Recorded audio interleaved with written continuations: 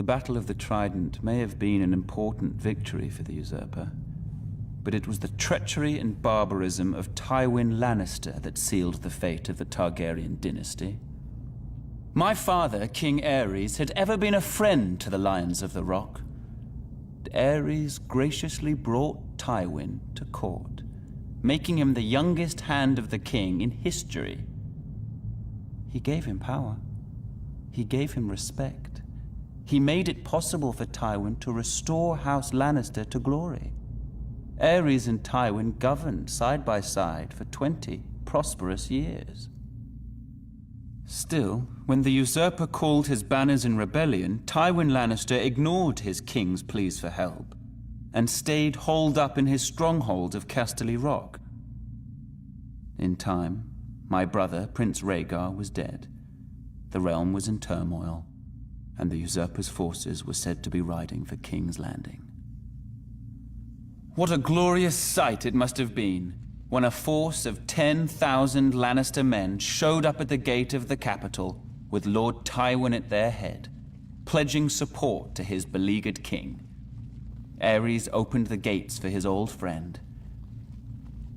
Instead, Lannister and his men proceeded to plunder and destroy the city that he had called home for decades. As the capital was ravaged and its people terrorized, Jaime Lannister, son of Lord Tywin, proved every bit as treacherous. He killed my father, the king, at the foot of the Iron Throne. The Lannisters entered the Red Keep, and Tywin ordered the deaths of the rest of the royal family. It is said Princess Rhaenys was found cowering under her father's bed and put to the sword. She was only a child. As for Rhaegar's widow, Elia, she was forced to watch as Lannister thugs dashed her baby son's head against a wall before being raped and murdered herself. As I was the heir to my father's throne, I had been spirited away to Dragonstone with my mother, Queen Rhaela, who was with child. As a raging summer storm battered the island fortress and destroyed the Targaryen fleet as it lay at anchor, my sister, Daenerys, was born. My mother, the Queen, died giving birth.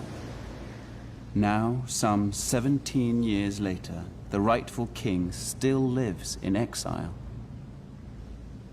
But a day of reckoning is coming. I will sail west as Aegon the Dragon did centuries before. I will take back my father's throne with blood and fire. And I will punish the treacherous dogs who sought to destroy my family. And the people shall rejoice.